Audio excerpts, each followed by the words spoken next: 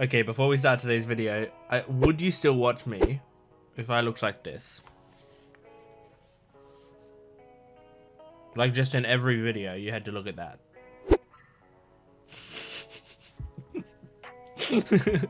Welcome to One Piece. This is episode 925, 926, 927, and 928. We're in the Wano arc, and I am exceptionally excited. Last time, I remember some of the stuff that happened last time. I'm trying to think of like the main events. What were the main huge things that happened? Sanji's about to use his raid suit. That's what happened. I remember now. I'm caught up. Okay, good. It's a good thing that I take notes.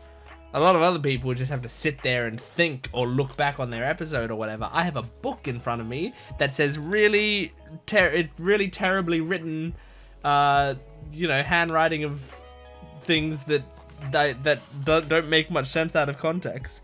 But anyway, I'm so excited to jump into this.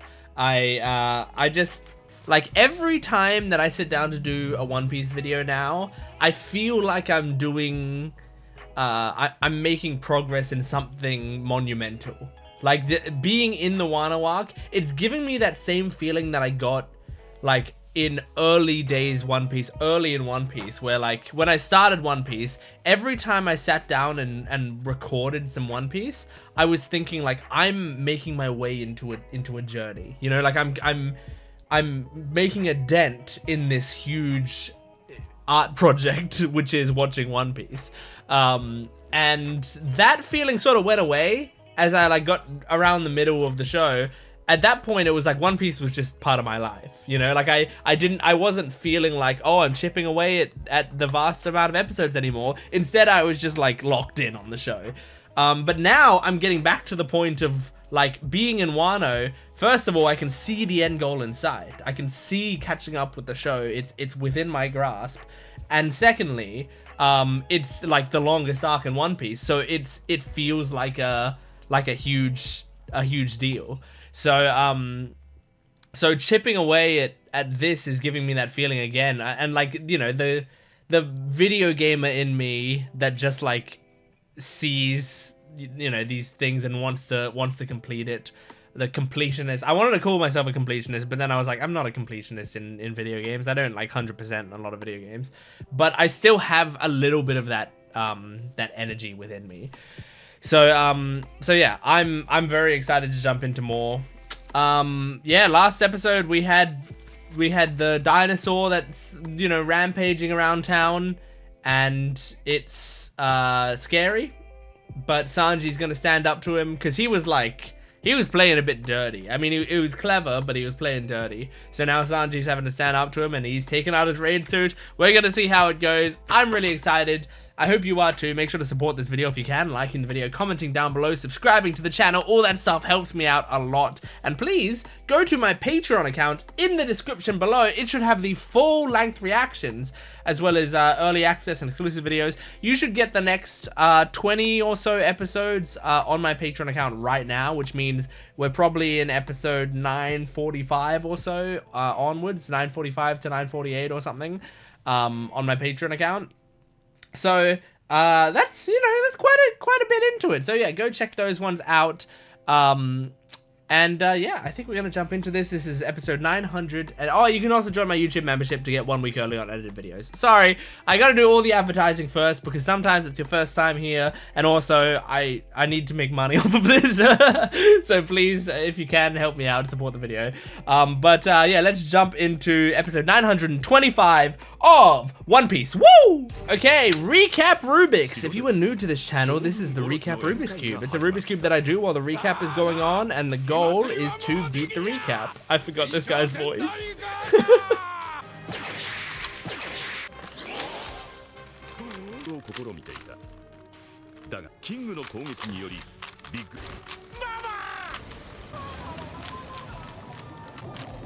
And that's the cube complete.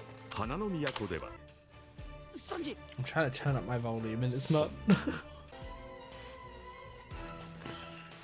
Okay, here we go. Oh, okay, this episode is gonna be called Raid Suit Sanji, the Vinsmoke's Pride and Joy.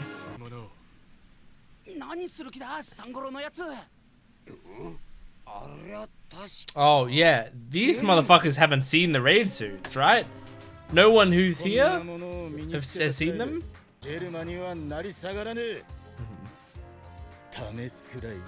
Okay, good.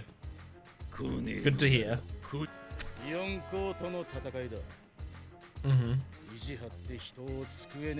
Yes! That's what I'm talking about! Yes! I love that. Many characters could learn from you, Sanji.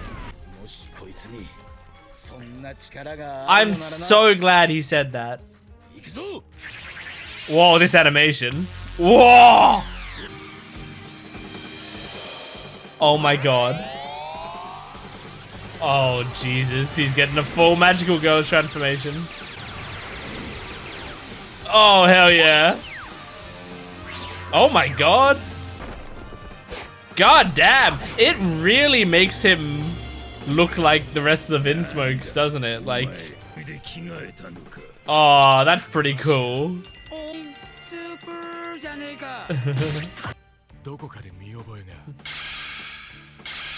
Wow, it's kind of cool.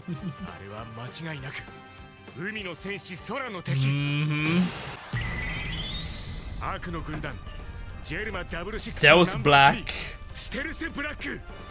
That's so cool. I love that Law. Love that Law doesn't know about Sanji's past. That makes a lot of sense to me. Aww. No, he isn't.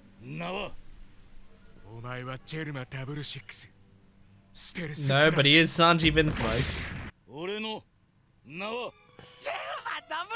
No, he isn't!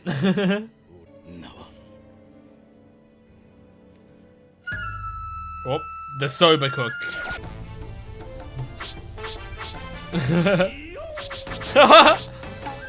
Sober mask.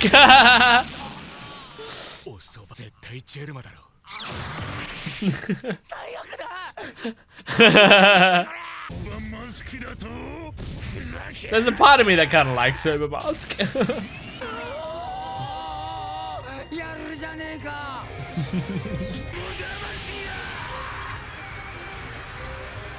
Oh! Oh, awesome. Oh, that's so cool. Oh, right under the jaw.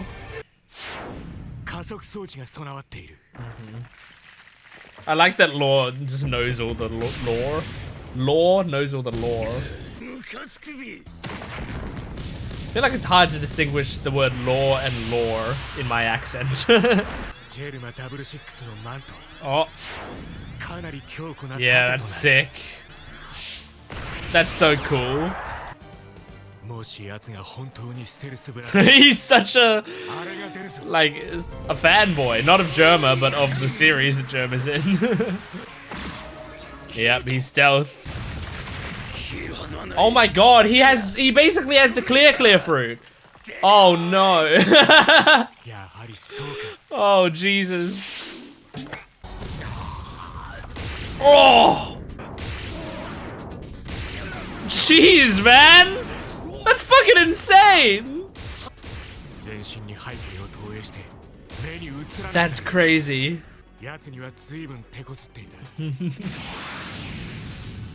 Oh, this is cool.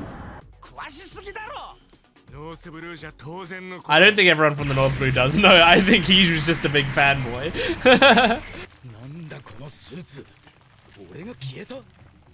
No man, everyone knows all the ponies' names from My Little Pony. Everyone.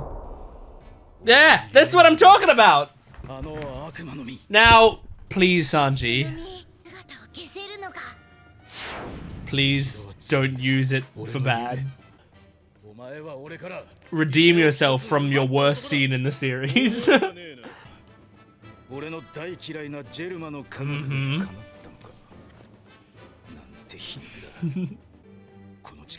Please don't. Please. Sanji. Yes, your friends and all the women are larger. That's great. Look, if he just has, you know, the thought that he could do it, that's fine. If he ever does it, it's awful. Alright. This is a pretty cool fight so far. I do love this development for Sanji's fighting techniques. Gives him a lot of potential. You saw him without his mask. I guess you're gonna take off his mask and then take him to someone who'd know who he is. Damn, man. This this dinosaur form that's like part man is kind of cool. He's like Lizard from Spider-Man.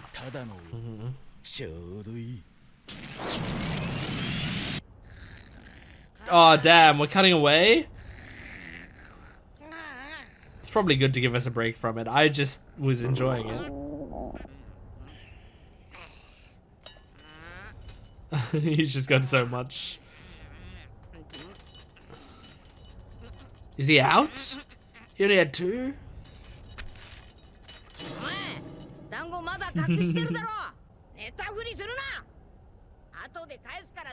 Is he not there? Did he escape? Wano's design is so cool. Like the Wano City, whatever. The capital, it's so cool. Oh my god, imagine trying to hang out with this guy and he's making those noises all the time. It's like, Jesus, dude. We get it, you got an erection right now.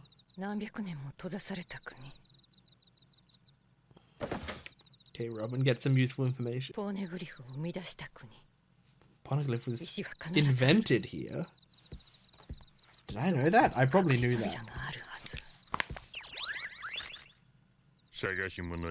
Whoa. What the fuck? Who was that? And what a weird voice.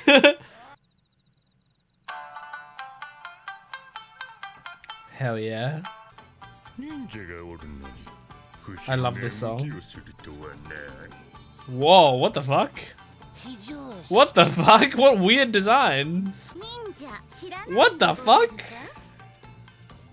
There are so many of them! Orochi's Onowabanshu. Okay, Ninja Force. I'm just writing Ninja Force. What the fuck? Fukurokuju.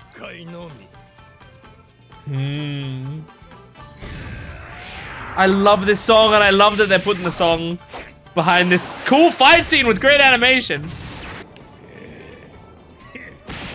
Oh. Damn, man.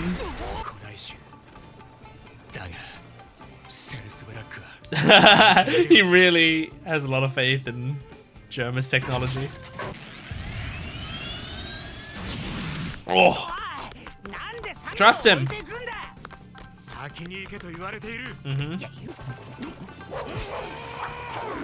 Oh. This song is such a banger. Oh, nice. Oh, that's so cool. Oh shit, he's gonna blast down from the sky. Yes! Oh, that looks awesome. Oh shit! Oh! That's so sick! Is he out? Did you beat him? Maybe not quite. Do it one more time. Sober kick again, shooting star.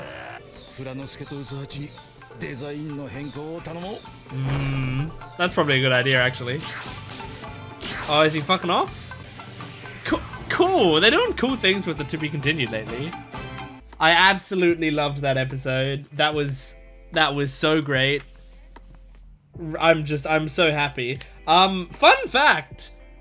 For most of this episode, while I was writing notes, every note that I wrote started with an S for most of the episode. And then like I picked up on it partway through the episode, and so then I when I wrote a note, I tried to make sure it started with S. And then after that, like at some point an important thing happened, which was like the poneglyph was invented here thing, and I was like, okay, I can't I can't be continuing this joke, but I'll straight up read out my notes to you, which I don't normally do, but I'll just straight up read them out to you. Swallow my pride, stealth black, sober mask, shield cape, Sanji invisibility, spy on women, and then at the end I also wrote Song of Wano. So a bunch of things that all started with S, back to back. But then there was a bit in there where I had to write down actual important information. So I also wrote down Poneglyph invented here, Ninja Force, and Fukuro Kuju. Anyway, let's actually go through my notes. I've now done something that I don't normally do, which is tell you what my notes say. So now I'm gonna be discussing based on them, so you can sort of partially see how my mind works. In writing these notes, which I don't like. I don't want you to know because I don't want you to know how bad my notes are, or like I want you to think. People sometimes will watch my videos and they're like, whoa, this guy takes notes. Like he's like a real, like he must be really good at paying attention to the show, and he's like doing a really great job, and wow, like that's a dedication. But truly, sometimes if you look at the notes, it's like, there was no point in taking those notes. Anyway, it's all it is for this discussion. That's the only reason I take the notes, is to well, not the only reason, but that's the main reason I take notes, is so that when I get to this discussion section, I know all the bits I wanted to talk about. The swallow my pride, so that was the first note. I loved in this episode. Let me actually see what the lines were that he said, because I really loved the lines. By the way, Crunchyroll lately has had this thing where it's been really annoying to try to go to specific parts of the episode. I click on a certain part of the episode and then it just doesn't move to it. And it puts the dot there, but it doesn't move. And if I click play, it'll continue playing from where I left off. And I have to like click it several times before it actually kicks in. Anyway, okay, hang on. I need to find it. There, here it is. This line. Perhaps my stubbornness will get in the way of saving someone. Maybe I can save someone if I swallow my pride. Yeah. I really love that line, because there's like it's a big thing in anime, and I don't think this is bad writing, and I mean Oda's even done this a lot of times, and I don't think it's wrong to do this. It can be very cool. But there's like very often characters who will get something powerful and choose not to use it for some sort of personal reason, right? And they'll just be like, no, if I use this, I'll be like proving that that, you know, I'm like, that I need it, or that I need this person or whatever, right? And I watch that, and sometimes in the scenes I'm like, yeah, that's cool. It's a cool handicap on the character, because sometimes like limitations on a character can make them so much cooler, right?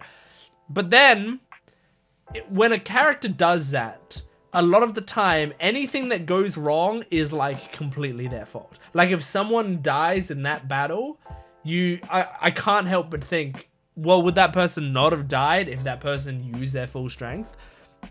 If Sanji hadn't done this, and page one would have destroyed the town, then like it's not Sanji's fault. I don't want to put that on him. It's not up to Sanji what this person does. So I take that back a little bit. I'm talking about sort of narratively. It's much easier to be like, well, Sanji, you had a much easier way of doing this, and you were too stubborn to do it. And so, as I said, I don't think it's bad writing when characters do that. I do think it's good writing for Sanji to have that opportunity and not do it. Like, it's the same as, like, Todoroki in My Hero Academia, where he, like, doesn't, you know, want to use his fire side because of his dad, right? And then obviously Deku cuts through that, and that's like what to me makes that moment with Deku and Todoroki. I won't go super into it since this isn't an MHA video, but that's what makes that moment in that series so powerful and so great, is like Deku is basically saying like, hey, you gotta use everything you've got. Like, I don't give a shit about your, I mean, I do give a shit, but you really shouldn't be worried about him. You should be worried about who you are and what you have to offer. And if what you have to offer is something that he gave to you, like, so what? If you, it matters what you use it for, because that will be your actions and that's what you're benefiting from. So yeah, I really love in this moment Sanji saying, hey, maybe me being stubborn is actually going to get people hurt, so I'm not going to do that. I'll just use this suit that they've given me. I'm not going to be happy about it. I'm not going to use their name, but I'm going to use the powers that they've given me. And I think that is awesome. And that made me so hyped for the episode, just to know, because in the previous video, I was like, hang on, but he didn't want to use his raid suit because it was his family's. Like, is that going to be a thing? I loved how they addressed it. Just immediately him going, you know what? I'm doing away with that for now because there are more important fucking things than me being like a bratty kid towards my family. Which he has every right to be bratty towards his family. They were horrible to him. He has every right to do that. But at this point, there's things that are more important, and he recognized that in the moment. So, like, I was scared going into Wano that Sanji's Whole Cake Island character development would have regressed. And maybe it still will, but like, just because Whole Cake Island is such a peak for his character, like that's just him at his best. I was thinking like, well, now that Oda's not going to be focusing on him anymore, is he going to sort of go back to being a character that like every once in a while I'm like, okay, yeah, that's annoying, but that's Sanji, you know, like, but no, he right now, this is like on par with Whole Cake Island Sanji to me. Like, it's really high up there. Now, also, he got access to invisibility, right? As a writing decision, awesome. Like, it's a cool idea that like he wanted the clear fruit. He now has access to that without actually getting the clear fruit. That's really cool. Okay, I really like that. It really matters what he does with it, because like what Oda has given himself here is the opportunity to either ruin Sanji's character again, or completely fucking redeem him. Okay, and that's a huge thing. I'm already proud of Oda for killing Absalom in a previous episode, right? Because it's like, you took this character and you got rid of the worst parts of the character and you kept the best part, which is the clear fruit and the sort of like fear that can incorporate into you. You take the clear fruit, you give it to a scarier character, and a more evil character, but a character that isn't going to like make me annoyed being on screen. You know, like Shiryu is like a terrifying character, but when he's on screen, I'm like, oh shit, this is cool, you know. But when Absalom's on screen, I'm like, can we skip this episode? So Oda's already like done something really great with Absalom in getting rid of him. Is he able now to rectify the Sanji thing? Now, as I said in the episode, and look, if you're one of the people who like complains about people, you know, like complains about YouTubers being too woke or whatever, or you complain about people complaining about Sanji's tendencies and stuff.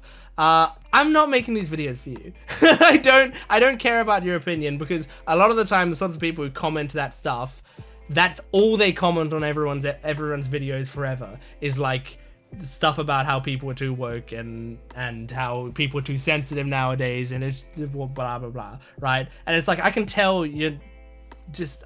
what kind of person you are from the comments you're leaving. I'm not trying to impress you. But with the Sanji situation, right? I genuinely think it can be fine if he has this thought in his head when he gets the power with the raid suit. His first thought is, oh, I can spy on women, right? He thinks that. Now, thinking is not the same as acting. We're not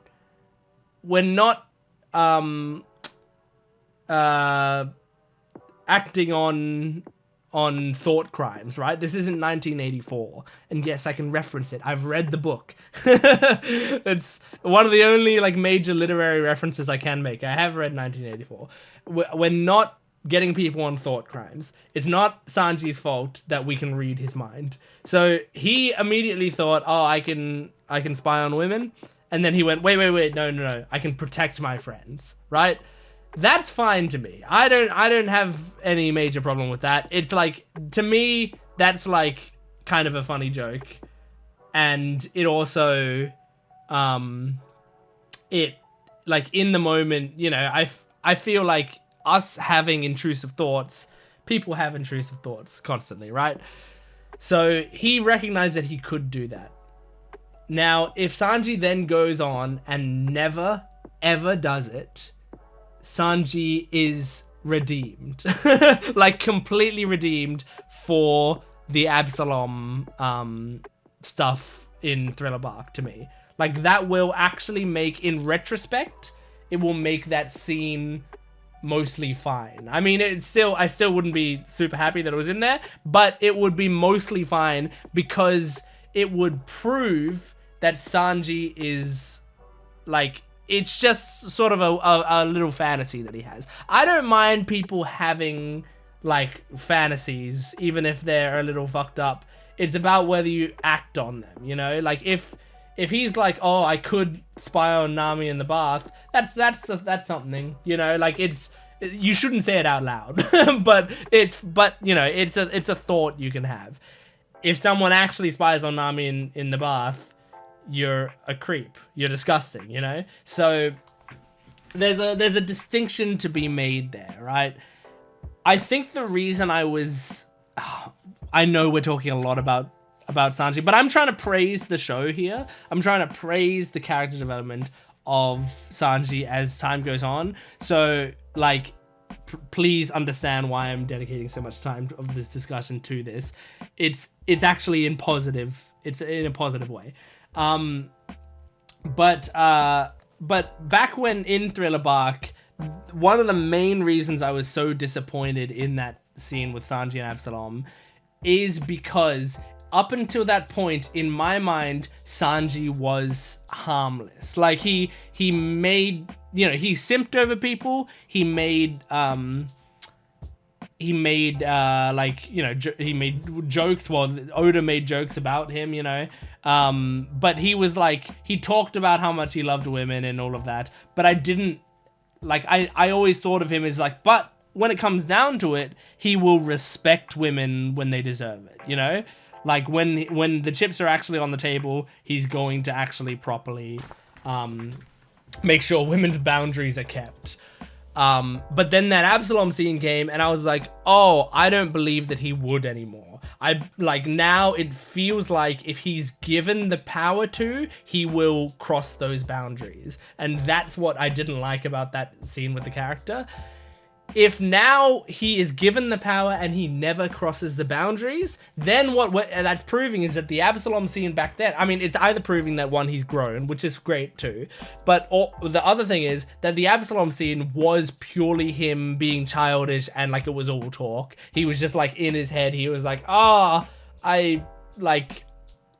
that was a fantasy of mine, and there was a part of me that was still in that fantasy, but if actually given that power, he would never do it. That would it would redeem that scene to me. So we'll see. But yeah, I'm kind of I'm sort of bracing myself for comments on this video.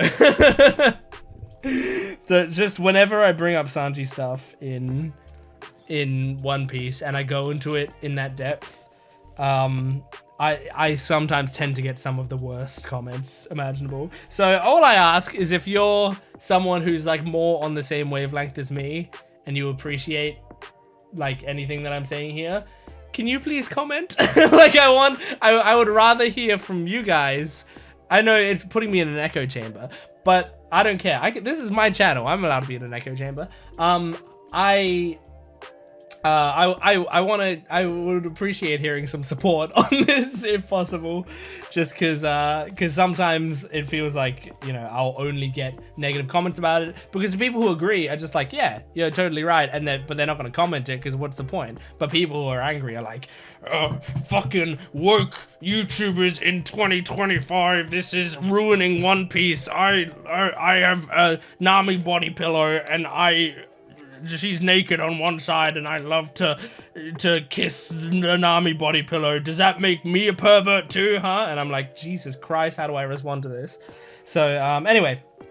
Let's continue talking. That was one note. No, that was 2 notes that we've covered. Stealth Black is really cool. Sober Mask is a dumb name, but at the same time, I don't know. I think it could grow on me, honestly. Like, I didn't have as negative a reception to it as Usopp and Frankie did, where they were like, what the fuck? Can we change that? That's awful. I don't have that negative a reception to it. I think it's it's an average name, but it could be kind of cool.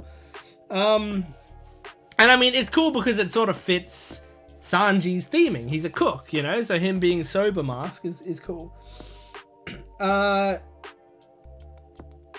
No, actually, that's and the song, the bam bam bam bam bam bam bam bam bam bam bam bam. That song is, I think, one of my favorite One Piece songs ever. Like, if I'm thinking of favorite One Piece songs, right? There's Binks Sake. What's it called? That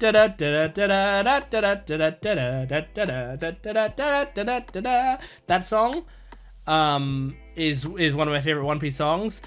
Memories. Na na na na na na na na na na na. That song is up there. Obviously, We Are. Na na na ba na na ba na na na na. I know you know what We Are is. I just had to. I was already singing the other one, so I had to do it. But honestly, this song, down down down down down down down down down down down, that song is so great. Like, to me, just like absolutely incredible, that I'm getting hyped every time they're playing it. And I love it. Like, lean into that song, please. Put it into more parts of the show. I mean, I guess maybe don't overuse it, but like, I don't know. Right now I'm riding the high of like of really enjoying it. I do that sometimes where like I'll listen to a song and it's such a good song that I'm like, I think I will never ever like this feeling that I get while listening to the song will never wear off. It's so incredible. And then the feeling does wear off. I don't tend to hate the song. Like, I don't tend to hate too many songs just by listening to them too much. Most of the time. But I like, it does, you know, obviously make the magic wear off. I think the exceptions are like, at some point I went through a phase where I had a song that I liked as my alarm in the morning. That's the worst idea. I had the song Angel in Blue Jeans by Train, right? And it starts with woo, woo. It starts with that, right? And I would set it as my alarm, and then I would like wake up at school in the morning, and I would hear that woo, and it would seep into my dreams a little bit, and I would like wake up really groggy, partially hearing that song in the background, annoyed, tired, like angry. It's basically like it's like Pavlov stuff, right? Like I associated that song with me feeling horrible. And so like now whenever that song, I still kind of like that song, and if I get past the first 10 seconds of it, then I tend to like, you know, get more into it and actually like it again. But it's like when I hear the first 10 seconds of the song, it tends to make me go, you know. I was at a Train concert. Now, I don't know if I invented this memory, but like a few weeks ago, or like a month ago or so, I was at a concert for Train, which, like, I know, look, Train's not a very popular, not a very well-liked band. It's not a cool band to like. But when I was growing up in high school, Train was a band that was very special to me and my friend, and we liked them a lot, right? And so they came to Adelaide recently. I finally got a chance to see them in concert, and it was a great concert. It was worth it. Anyway, now here's the bit that I'm not sure if I invented or not. I'm pretty sure they played Angel in Blue Jeans, because I have a distinct memory of them playing the song and me hearing the start of it and going like, and then going, oh, no, I do like this song. And then like getting into it again, but having that initial thought of like, oh, no, I'm waking up. This is all a dream. But then it was fine. Anyway, I'm not talking about One Piece anymore. I went from talking about the thing that people hate me talking about the most to talking about something that isn't One Piece. Whew, I'm going to see the retention of this discussion go whoop. Anyway, episode 926 starting now. Here we go. Okay. Recap Rubik's. Here we go.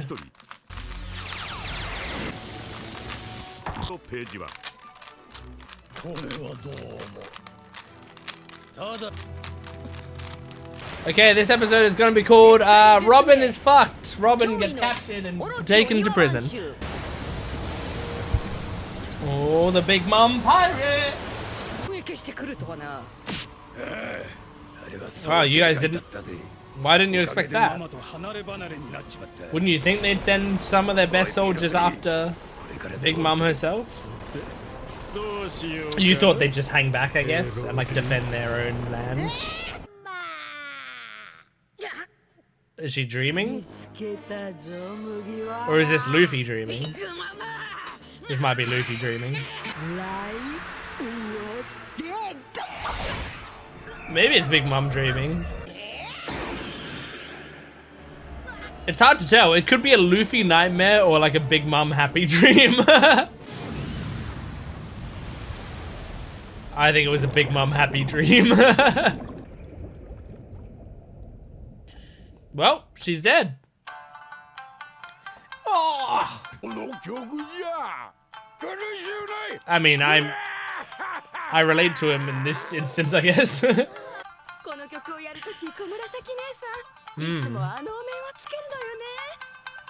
just assumed it was some sort of symbolic thing you had to do for that music. But in fact, the music is what's I mean, the mask is what's playing it. The mask like takes over her body or something.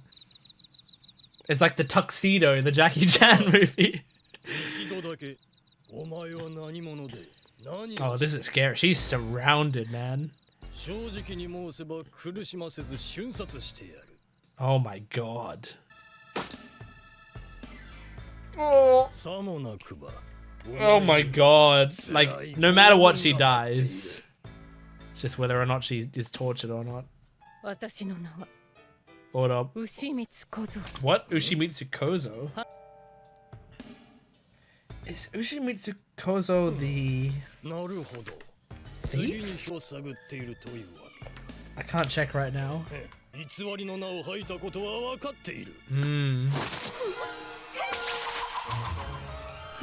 These are... Okay, these character designs are growing on me. They feel like Hunter x Hunter characters a little bit. Oh, fuck. Yeah. Yeah, it is the Robin Hood thief. His fucking long finger head is so strange.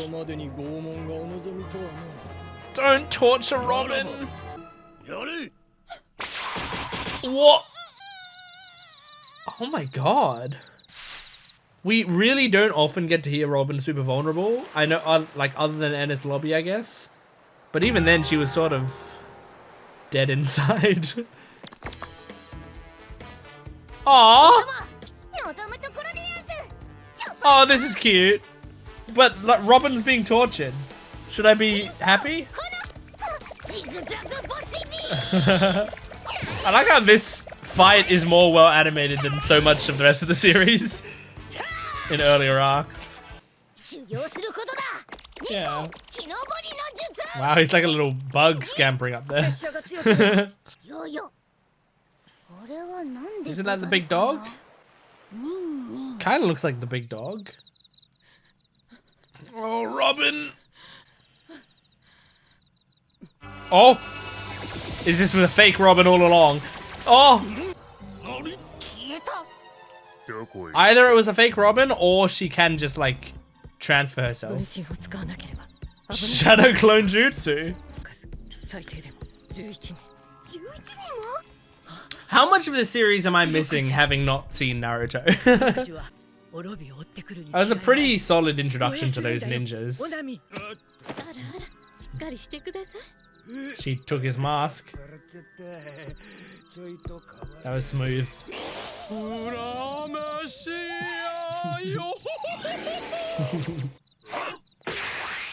Whoa, that's kind of cool. He remembers her name. Oh, it's Big Mom. I didn't even realize. They stumbled across Big Mom? Oh shit, man.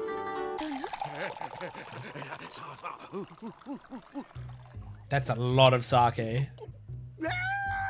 I guess he's a huge guy, huh?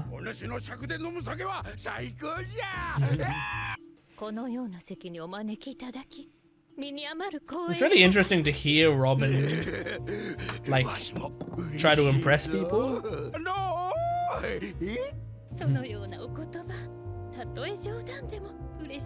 It's so strange, like, hearing her, like, seducing someone.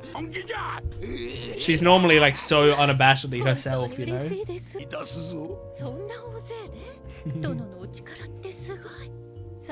She's really good at it.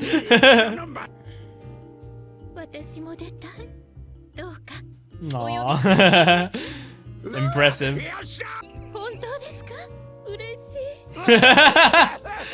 Oh my god. Robin, you're nailing it, girl. Her little like Urushi is like so not Robin. I love it.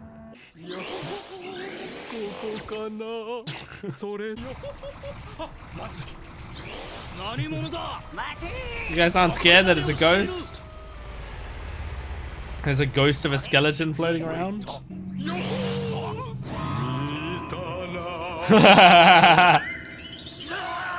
There you go, now you're scared. This girl's design's kind of cute. That blonde ninja. Oh my god! Did he just guess that they were there, or did he hear them there? Damn, yeah. I guess he thought he heard something. Or felt something. Used a tiny bit of observation haki, maybe? Oh my god. Primary consort. I was about to say, what about her?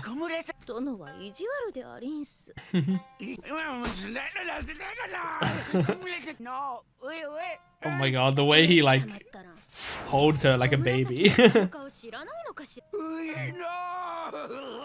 It's like Boa Hancock, you know? I can kick a kitten, but I'm pretty enough people will forgive me. That's why she took the mask.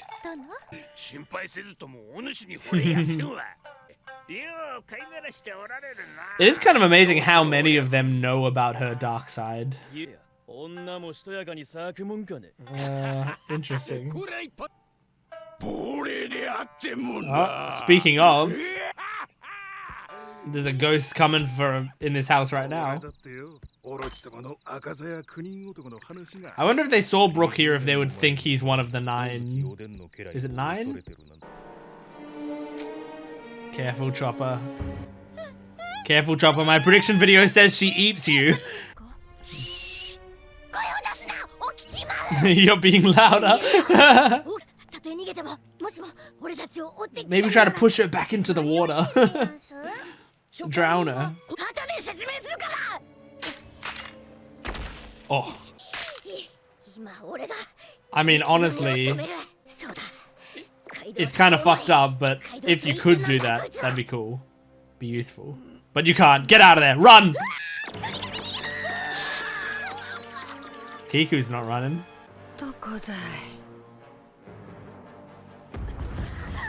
Kiku's ready. She has amnesia? Huh. Well, that's interesting. Okay, that's gonna change things. If Big Mom can't remember why she's here or who she is. Huh. Okay. I'm trying to think of like how this might go. An amnesia storyline. So, I mean, does this? Oh, this. Okay, it's. I'm kind of seeing like, is it possible Oda's setting this up so that we can kind of, excuse me, have Big Mom on our side? Like she's not gonna remember who she is, so we can kind of convince her to help us. So we have Big Mom on our team, so that we are fighting, you know, and Big Mom helps us out, and we do some crazy stuff. And then at some major important point, she's gonna, like, something's gonna trigger her memories again. She's gonna remember who she is, and then we're gonna have to deal with her. Possibly. I can kind of see the vision for it. It's not what I was expecting at all for her character. So I don't know. Like, I don't know if it's setting up some really cool things, or if it kind of like kills the momentum, because it's like one of the big villains we were scared of. Like, we're not as scared of her anymore because she's got amnesia. So I'm not sure. I don't know. I'm gonna have to let that storyline cook and see what it cooks, because it could be amazing. There could be some really cool stuff. I can see potential for setting up for like us getting almost too comfortable with Big Mom, and then the switch flips back and she is like horrible again, and we're not prepared to deal with her. And like that moment where it's like, oh no, she woke up now. Like now she remembers everything. Oh, this is the worst time. Like I can see that reaction happening, and then me making a TikTok out of that reaction. But I'm not sure. So we'll see. It's interesting to me that Komurasaki, we know she has a dark side. We know that people talk about her dark side. I kind of thought her like dark side seemed like, I thought it was like, this is a conspiracy theory. Like this is something that like, there are a few men who are like, oh, she's evil and horrible, but it's like most people are gonna be like, well, we're not gonna believe you. Because men tend to do that when they're rejected sometimes, you know? You're like a man will get rejected and then just be like, oh, you're a stupid bitch, you're a whore, you're a fucking cheating, ugly, stupid bitch, whatever, and then will like lash out at the woman constantly. And it's like, well, we can never believe anything that you're saying, because you clearly you instantly switch to misogynistic language. You are clearly like not the trustworthy source in this situation. But you know, the disadvantage is like moments like this where it's like these guys were treated horribly by Komurasaki, but it seems like people believe them. It seems like I'm not gonna say everyone knows it, but at least it's like kind of an open secret where there's like quite a lot of people that do know about it, but they're just like, yeah, but like it does seem like some people are like, man, I'm like, even though I know Komurasaki's dark side, I'm still kind of jealous of Orochi for being close to her or whatever. Like it seems like some of the people were saying that, which is like interesting, because I mean, I guess I kind of get it, where it's like, yeah, like at least if I know that she's a horrible person, you know, like I'm benefiting from it, she's benefiting from it, who loses, you know? Like she's getting paid or whatever and getting the banquets and the lifestyle that she wants, and I'm getting a pretty girl pretending to like me. Like, who loses in that situation? As long as I know going into it that she's scamming me or she's going to try to scam me, I have to just go like, no, I'm not falling for that. She's gonna be like, oh, if only you could buy me out with 700 billion berry. Or actually, they don't use berry here, but 700 billion gold or whatever. And you're just like, babe, I know what you're trying to do. No, thank you. Can you just keep pretending to like me? And she'll be like, okay, fine, whatever. As long as you keep paying me the regular rate.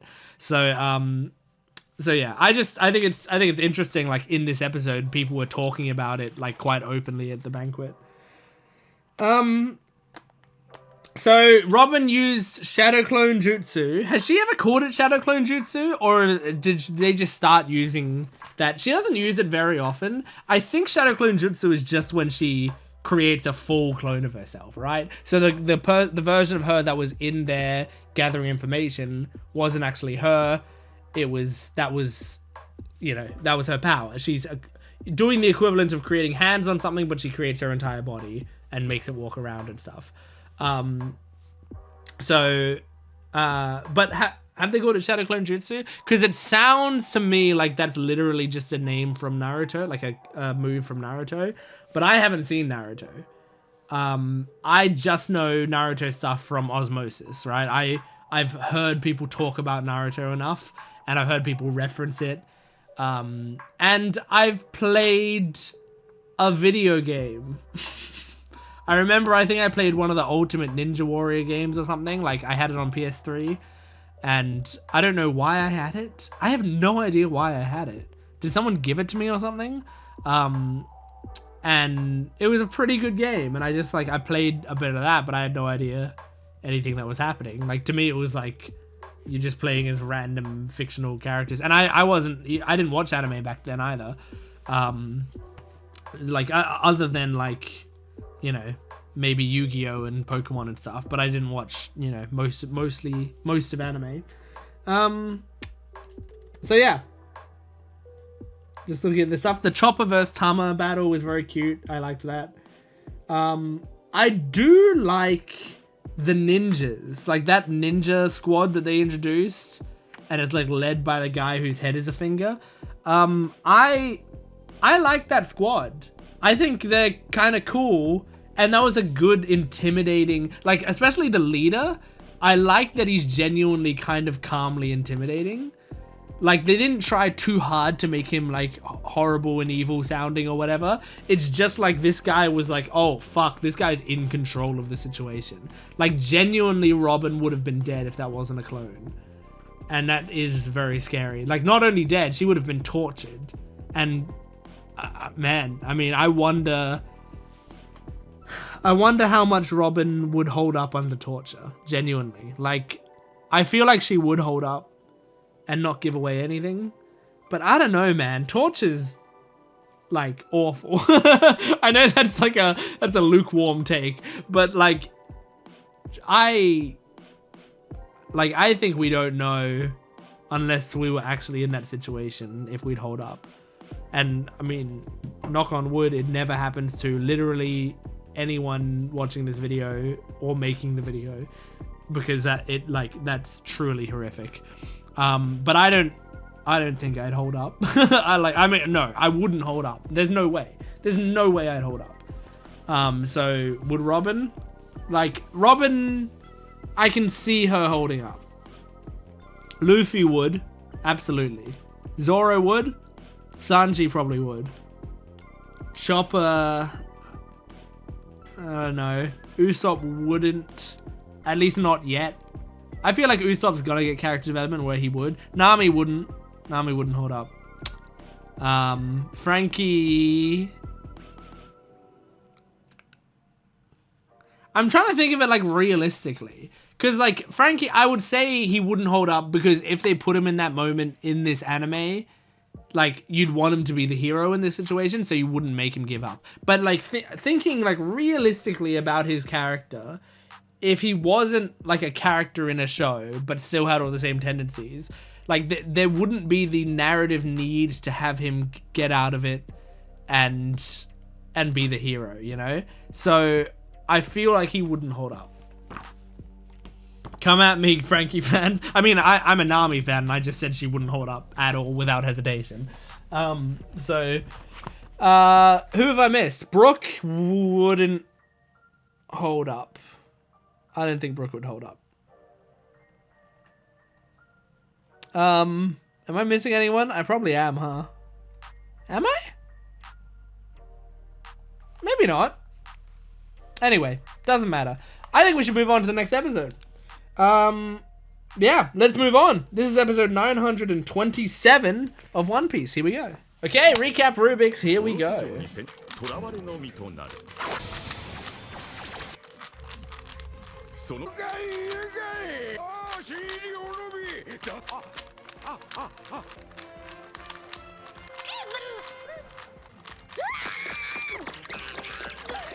And that's a cube complete. Alright, this episode is going to be called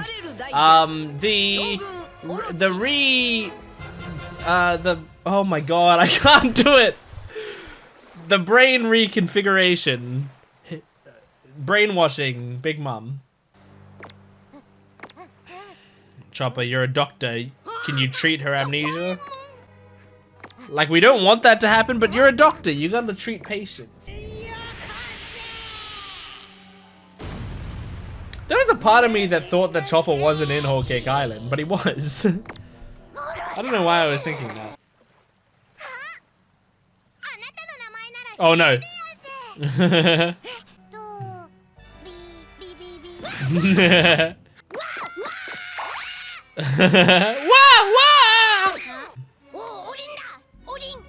Olin. Oh, right, like her name is Lin Lin, so Olin. I get it. It's funny that she says her name when she laughs. Gent. She's hungry. Well, Chopper's getting eaten. Here we go.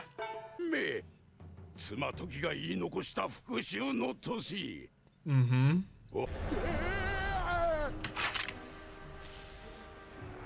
I feel like he's gonna see Brooke and freak out because Brooke looks like a ghost and he's kind of imagining that they're gonna come back as ghosts.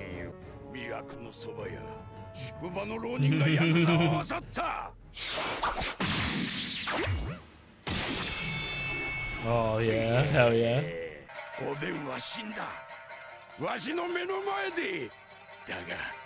Mm-hmm. He sure is.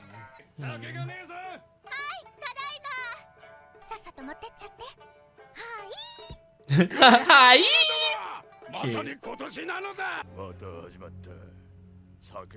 Damn, man, people really hate him talking about it. I mean, this is the last year he's gonna talk about it.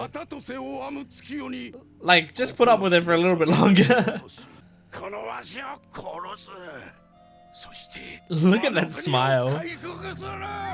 It's just like such an exciting story to her. Oh, that's so cool. They're really gonna kill you and open up Wano? I mean, I don't fully blame people for not believing him. It is a crazy story. It does sound like a conspiracy theory. It's like a 2012-esque, like the Mayan calendars end. Oh my gosh.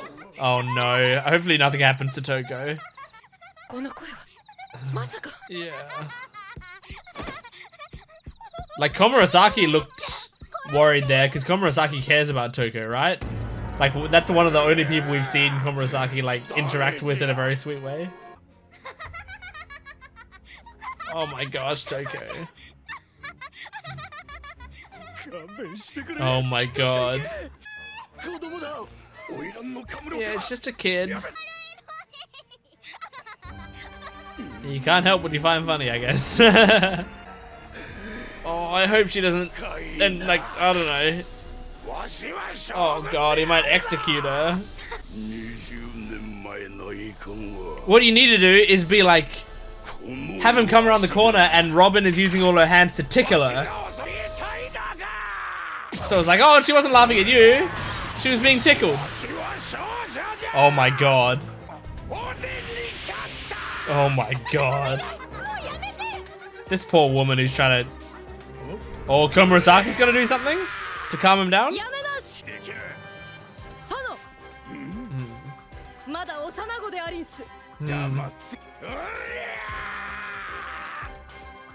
Oh my god! Oh shit. Oh, she's got a cute laugh.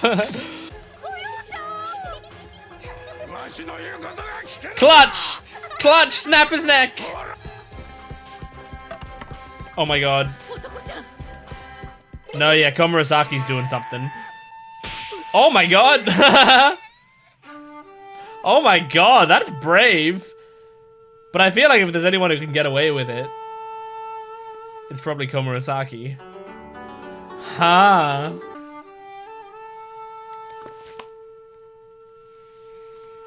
Yep, all the hands. Yeah, cool. Good job. So graceful.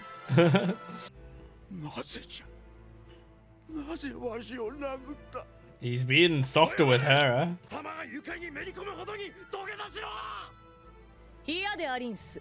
Okay.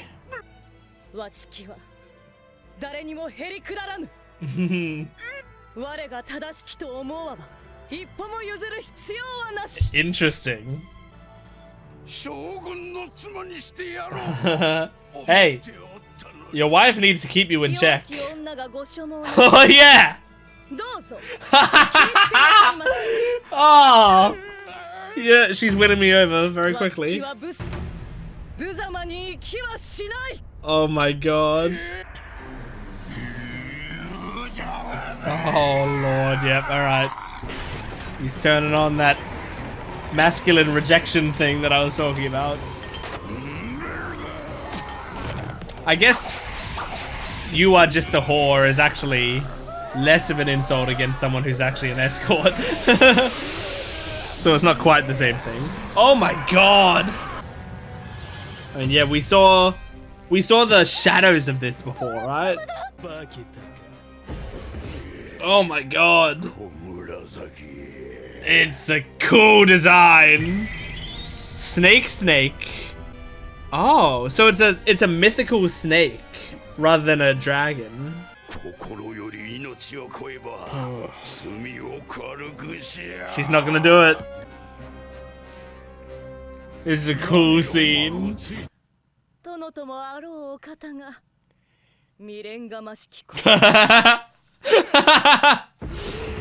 Oh god, the balls to say that.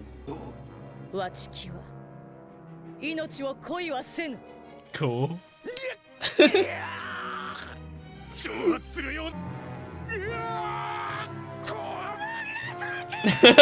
Voice acting.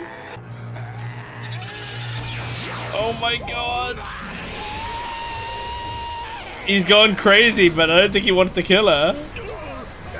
He'd rather kill everyone else here out of anger.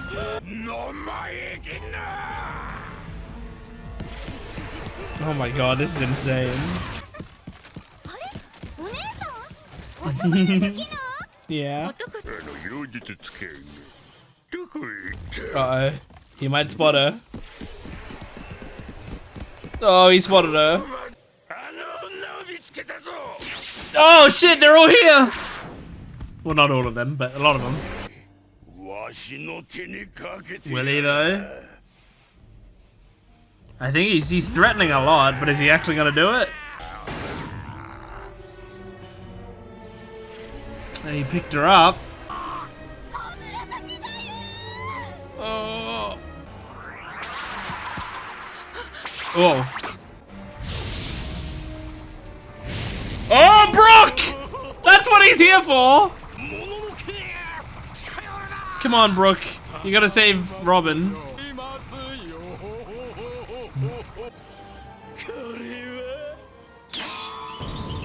Oh, shit. There's something about Kyoshiro that I actually quite like. I don't know what it is. He's a douchebag, but I find his character interesting. Oh my god. Oh, cool. Great laugh. Really cool. Another great episode. I like these, the way this storyline is going. It's interesting because I'm quite engaged, even though I don't even fully feel like sometimes here I'm watching One Piece necessarily. Like I feel like there's enough new characters that I'm following that I'm not even, I don't know why, I'm not even thinking about it fully like I'm watching One Piece. But I really like it. I mean, it's still got that like sort of classic. I mean, Oda loves to play with the idea of like a powerful man is doing something wrong or a powerful person is doing something wrong and nobody can do anything to stop it, right?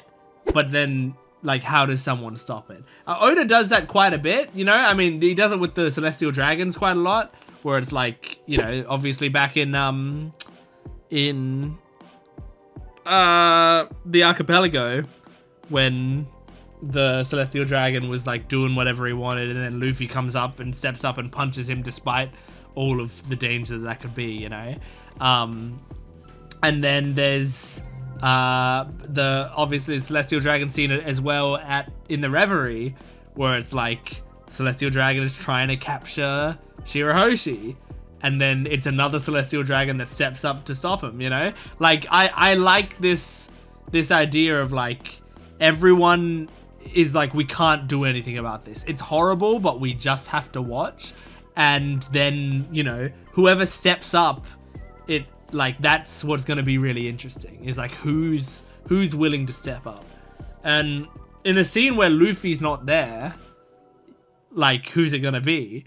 And Robin was gonna do it, to her credit. Like, it specifically showed Robin running towards him. Like, if Komurasaki didn't do anything, I think Robin was about to sacrifice her life. Genuinely. I do think she was about to let herself die to save Toko.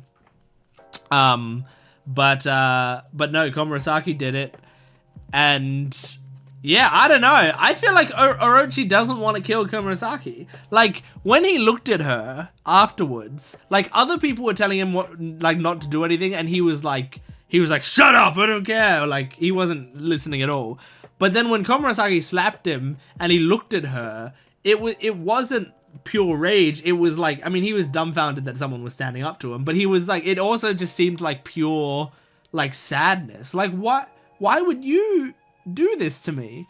And I feel like that sadness is easier to reason with than rage. But obviously he still had that rage bubbling. But I feel like he, in his head, was like looking for an explanation for her. Like, other people he would have just killed without hesitation. With her, it was like, I don't want this to be true. I don't want her to be a problem. So I'm trying to look to see if she's going to give me. And then he gave her chance after chance of saying like, oh, if you bow to me now, if you apologize now, then I'm not going to, then it's going to be fine. You know, like, just to make sure to apologize now. And she's still like, no, I'm not in the wrong here. So I'm not apologizing. My favorite thing was when she was like, all right, if you want a weak woman as your wife, cut me up right now. Like, I love that, where it's just like, if you can't handle being told you're wrong once by a woman, then like you're not gonna have a great wife. You know, like you're gonna have to deal with some shitty, weak wife who's never gonna be strong enough to live up to what you want. Or you can have someone who will actually fucking stand up to you when I see you're about to kill a child, you know? I like this, because this is doing what I thought they might do with Komurasaki, which is, like, you introduce this character, she seems really shitty from what they've introduced, but there's something there, you know? Like, there's something admirable in there. Same with Boa Hancock, right? Like, in fact, she's very similar to Boa Hancock in a lot of ways, I feel like. But, yeah, in the idea that, like, she's introduced, very beautiful woman. Then we find out, actually, she's kind of horrible. Then, like, they endear us to her a little bit. I think they're gonna do that with Komurasaki. I like seeing a scene like this where she's standing up to him, because there's also not the tension of, like, oh my god, what if he kills her? Because they've kind of started us on a path of not really, you know, wanting, like, not caring if she survives or not. So I feel like if she died, it would have been like, oh, that sucks, but, you know, she was at least a little bit of a bitch, you know? So there's like a little bit of in our hearts that we're not going to be as disappointed as if he kills Robin, you know? Or kills Toko, who just have been pure the entire time. I guess Robin hasn't been pure the entire time, but you know what I mean. That we're so much more connected to. But being able to see a scene like that where it's like she's standing up to him and it's like, even if she dies here, she goes out like a G. Like we get a nice final thought of her. It's like, oh, maybe she was kind of bad, but when she died, she was awesome. And that was like, that's all we're going to remember her as now.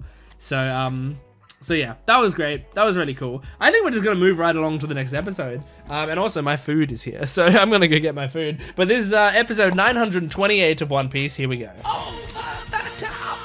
Okay, recap Rubik's. Here we go.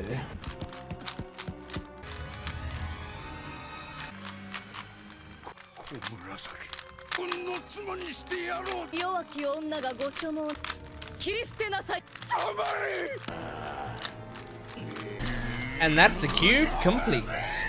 Okay, this episode is going to be called an impactful death. Komurasaki's demise. I don't actually think she's gonna die. I think there's a lot to happen with her character, but oh my god. Yeah, I mean, it's not really their job to stop the Shogun, right? Aww. Come on, Brooke. You need to get to Robin right now. There we go! I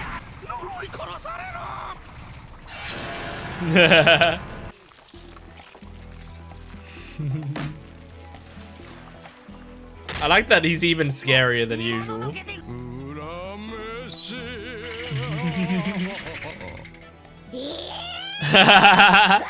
The classic eyes popping out scream.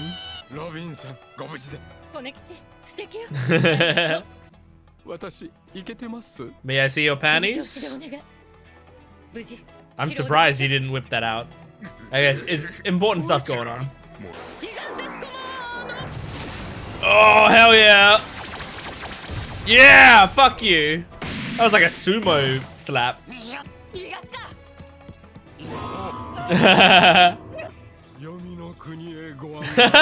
He doesn't have to do anything except spook people.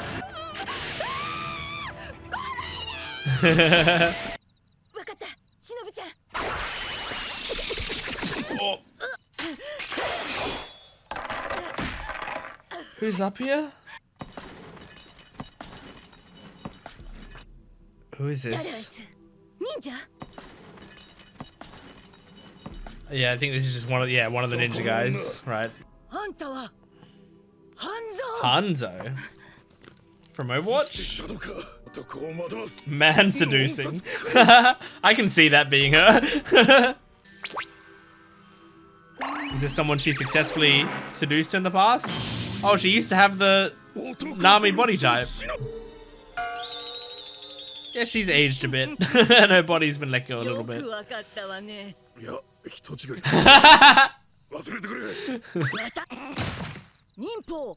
No!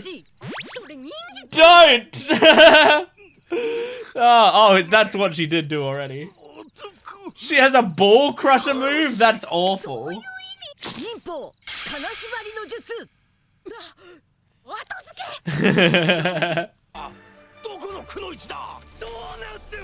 Oh my god.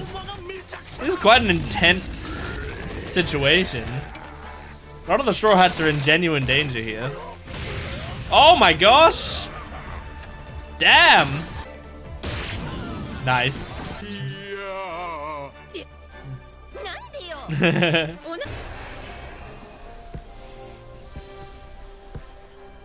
Oh shit, this is Kyoshiro, right? Yeah.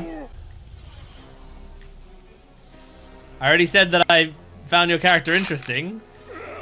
Prove to me that you're extra interesting. Oh no. Oh no. Shit. Shit! I don't think the Straw Hats let Komurasaki die. Or maybe Orochi doesn't let Komurasaki die. He's like, I was just playing around. Oh my god. Are you gonna give me a mid card? Yep, there we go. Oh! Oh my god, he's using Excalibur. Oh, that was Nami flowers, wasn't it? Wasn't it? Maybe not. Not Nami, Robin flowers. I'm distracted by being shocked. Or they're just using it, it's like her beauty. Jesus. Yeah, I mean, it could just be the flowers that she's wearing that got scattered. And Robin, Robin looked shocked, so. Is she dead? That's gonna be crazy if they actually killed her. Oh my god. Holy shit. Oh my god. Well, you can't be upset about it, motherfucker. You started it.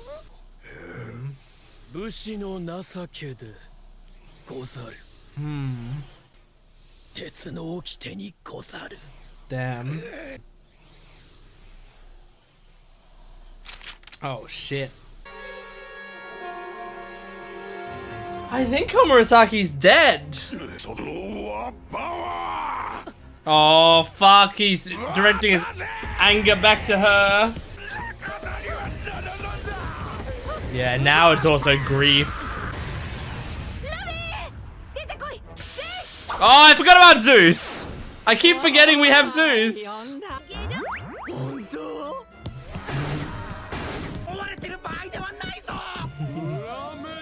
I like that Brook really can't do anything. He just has to go, ooh.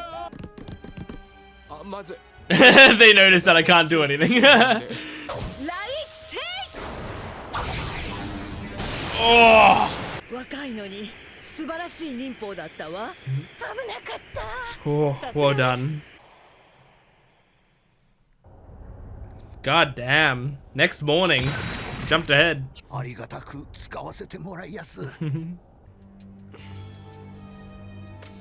Uh-oh. Yeah, wondering about kid. Yep. Thought so. Just one feather left of him. Oh, this is so strange.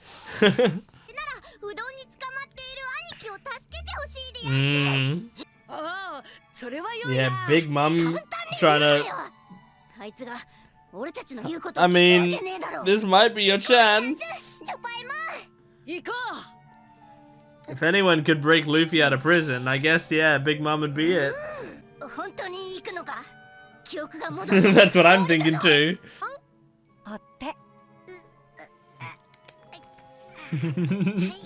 He's so scared, and understandably so.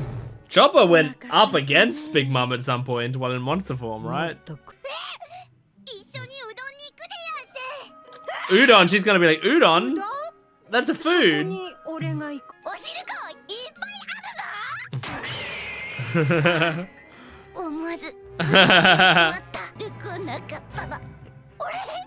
Hayasaka lied as easy as she breathed. Okay, weird. Alright, we might have Big Mom breaking Luffy out of prison. Not like, I mean, I want to say not on my Wano bingo card. I mean, it's literally not on my Wano bingo card, I don't think. Let's just make sure. I think the only times Big Mom's mentioned is fighting Kaido, which hasn't happened yet. Which could happen if she breaks Luffy out of prison. Maybe, you know, whatever. And then Kaido had kids with Big Mom. That hasn't been confirmed yet. So let's see. I just gotta go through my bingo card real quick while we got it up. Just to make sure, because I haven't thought about it this whole video. That hasn't happened. Jinbei's forced to leave the crew or dies? No. Someone fails to seduce Luffy? No. Robin wears glasses again. I don't think she wore glasses in this episode. Nami wasn't fully naked. Frankie isn't doing anything. Brooke didn't see panties, and in fact, he didn't even request them in this episode, which surprised me. We haven't seen Kaido's backstory yet. Government hasn't done anything. Kaido's crew betrays him. That's still a maybe because of speed. Intensely emotional song from Brooke hasn't sung. Gear 5 hasn't happened yet. Sanji meets another woman who likes him back. Not really. Someone knocked Kaido as a perfect gear. We haven't had Gear 4 come up since Kaido. Big Mom fights Kaido. Nope. Major Gold Roger Law. Nope. Zoro gets drunk in a bad time. Who the fuck knows what Zoro is up to right now? Unicorn. Nope. Straw Hat loses a limb. No. Robin almost did, but no. Usopp pulls a lie off directly to Kaido or important crew. No. Dogstorm or Catfire pursue long forms. No. And Shanks arrives. No. So nothing happened. I just had to go through them one by one just to make sure. All right. So that was a pretty good episode. I liked that. By the way, after I do this discussion, I will be doing a One Piece album song reaction at the end. I like to say this at the start of discussion because people, I feel like, you know, might listen to the start of a discussion and then kind of drift off. But just know there's still more to this video after this. So I like in this episode Brook just going around scaring people. He doesn't really need to do much. He just needs to go around and go like, "I'll put a curse on you," ooh! And that's all he needs to do. And then he kept them occupied for a long time before they were like, "This guy's not attacking anyone." Man, the fact that Shinobu has a move called Ball Crusher and it's exactly what it sounds like is awful. It's horrifying. I hate it. So Komurasaki is dead, I think. I mean, it's hard to know. I wouldn't be that shocked if they revealed that she wasn't dead later, but for now, let's assume she's dead. That's very surprising because, I mean, I said it in the... what was the episode title? The Flower Falls, the final moment of the most beautiful woman in the land of water. What a spoiler! I'm glad I didn't see that title. What the fuck? It basically says Komurasaki dies in the title. That's a crazy title. But I did, like, in my title prediction or whatever, I did say something along those lines. Like, what did I say? I didn't say the final moment. I would say, I said maybe like the demise of the Oiran, Wano's Oiran or something like that, right? So I was pretty fucking close on the title, but I said that kind of as a joke because in these videos, very often when I'm guessing the title, I often do like an exaggerated jumping to conclusions. Like if things seem screwed up, I say this character dies. I mean, they said Robin dies a few episode or two ago, right? I say the character died, or like this character kills everyone, or like this character does whatever, right? Like I always exaggerate it heavily. I didn't think Komurasaki would actually die,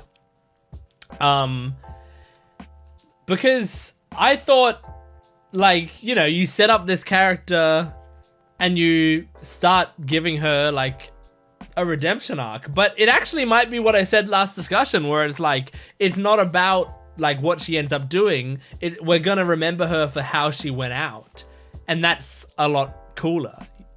So I think I'm not super upset about it. I liked her character a lot. I mean, it helps that she's, you know, really pretty to look at, but like I liked her character a lot, but I wasn't I wasn't like, oh fuck, no, you know, like instead I'm kind of like, that's a cool way for the character to go out. Like she's kind of just a badass to the end. So very interesting. She might still come back, and that's fine, but for now, if she never comes back, that's a cool character, you know? I like that. But yeah, I guess next video we're gonna see if they can convince Big Mom to go save Luffy, which is just, I just fully wasn't expecting. Like, I'm kind of shocked by this storyline, and I don't know what I think about it yet. I have no strong opinions on it yet. I want to see how it plays out. My like knee-jerk reaction is I don't like it as much just because I like Big Mom as a villain. I don't think I like Big Mom as an ally. Like I just because I don't like her in general, like as a person, but I do find her character interesting. But I think she's kind of only interesting to me when she's intimidating. When she's not intimidating, when she's just kind of dumb again, like, you know, not dumb, but like, yeah, dumb. I'm gonna stick to that wording. When she's dumb, she's not as interesting to me. That's kind of what I'm imagining, is that she's gonna be dumb a lot because she's like, yeah, because of having amnesia. So far I'm not as huge a fan of it, but like at the same time, I think there is a lot of potential for it, and I think very soon something cool could happen that makes me go, oh, that was all worth it. That was really cool. So we'll see. I think ask me in 50 episodes or something, when we've seen how the storyline's played out more, what I think about it, because my opinion might be way more well-formed by then. But yeah, those are the episodes. So now I think it is time for us to jump into a One Piece song. So last week we did the We Are, it was like a We Are cover from the whole Straw Hat, all the Straw Hats together. So what have we got this week? This week we have an Eneru song? Okay, interesting. We got some weird weeks coming up. We have Eneru this episode. Episode after that is Foxy, and then Frankie. Frankie makes sense, obviously. But then after that we have Robin, and then a Brook one. So like, you know, let's get through this this section of weird ones, and we'll get to some really good ones after that. These might still be good. I'm not gonna say these are bad. They're just like weirder characters to have. All right, let's jump into it. What the fuck? Oh my god, is it gonna... No way is it like an Eminem song. It sounds a little bit like an Eminem beat. Like just a tiny bit. Mostly the piano. If he raps in this song, it's cinema. Please rap. Don't tease me like this. Have NL rap. Just go for it. Make Eminem do an Eminem song.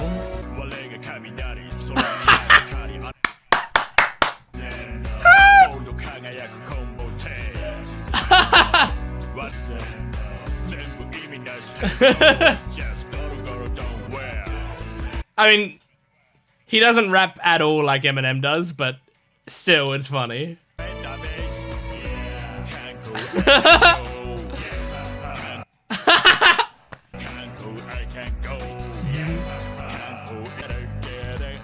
Oh, that's so funny. I can't believe I recognized immediately what they were doing. It's not bad. Oh shit, this part's cool.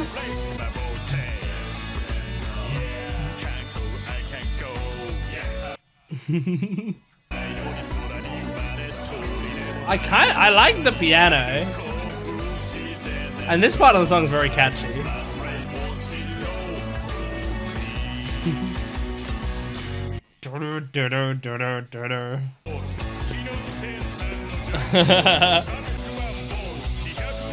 Nice.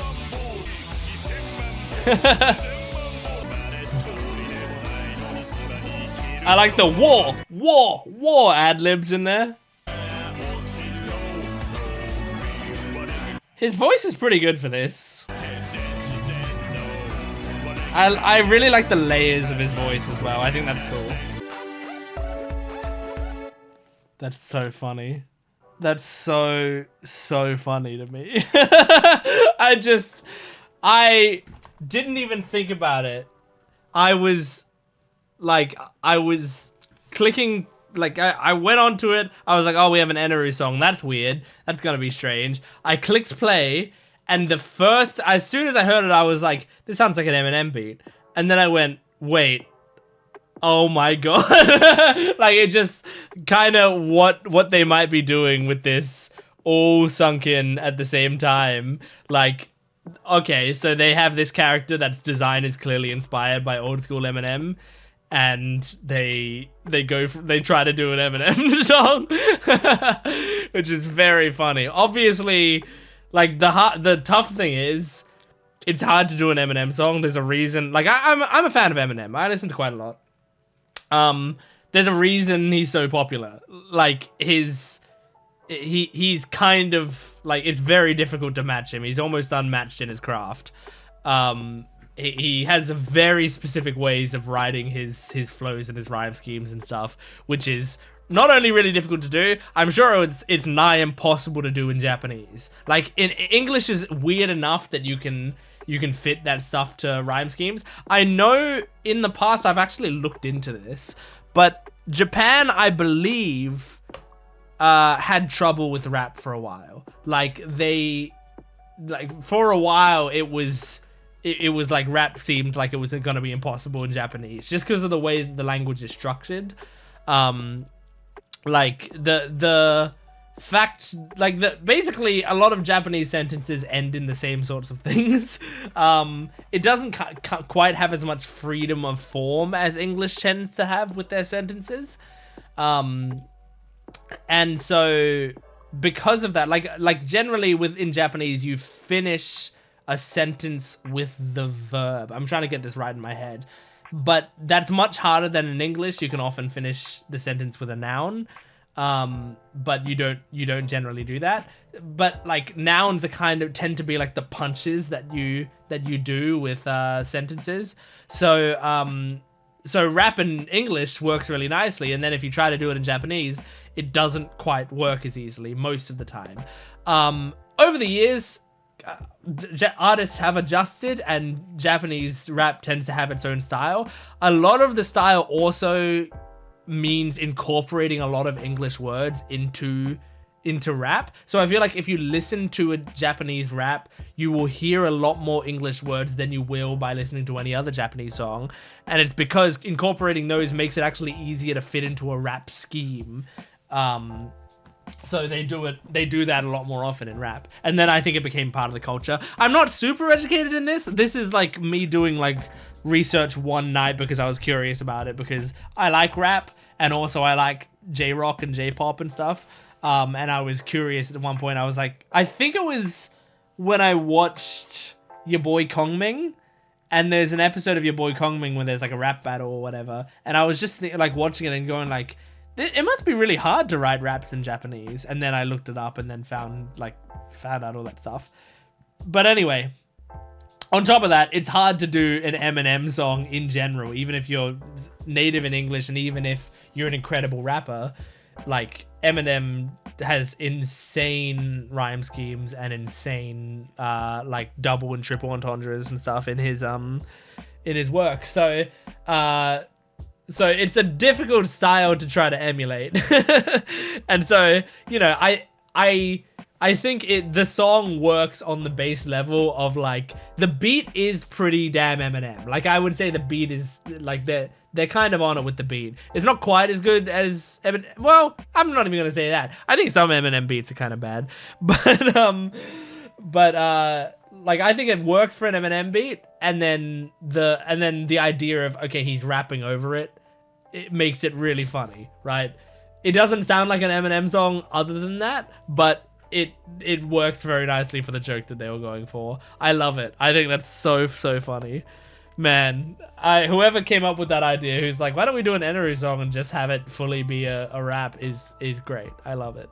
Anyway, that's One Piece, episodes whatever to whatever. I put the book away. Thanks for watching. Make sure to support the video if you can, liking, commenting, and subscribing, and go to my Patreon account for full-length, early access, and exclusive videos. I will see you next time. Goodbye.